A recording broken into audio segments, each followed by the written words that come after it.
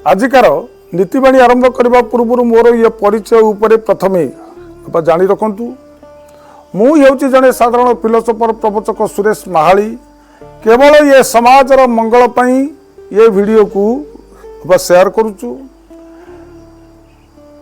जदि ये वीडियो आपण मानकु भल लगुव आपण माने गोटे लाइक करी सब्सक्राइब कर दिंतु अन्य मानकु शेयर करंतु समाजर मंगल हम।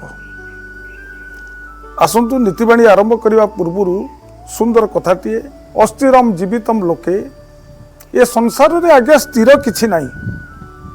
ये संसार रे जहाँ को हाथ बढ़े कौन स्थिर नहीं। अस्थिरम जीवितम लोके मो जीवन आज्ञा स्थिर नुहे। आज अच्छी काली मोर मृत्यु सुनिश्चित। जन्म एवं मृत्यु लगी रही। आज जन्म होती काली मोर मृत्युटा निश्चय यह सत्य। तेणु ये भी स्थिर नुहे।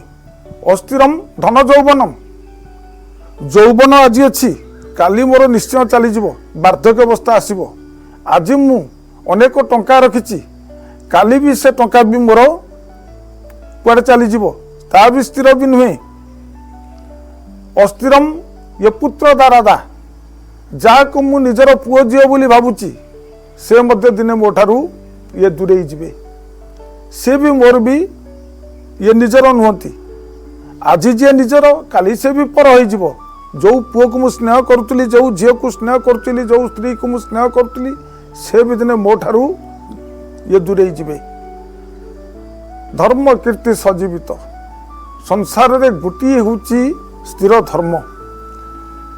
जदि मु किछि भल काम करिथिबी धर्म कार्य करिथिबी तेबे से धर्म मो निकट मो सांगरे दिने जीव।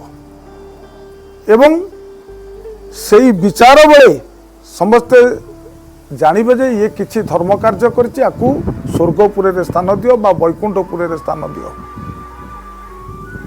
तेणु ये संसार रे आज्ञा सबू होछि अस्थिर केवल धर्म होछि स्थिर।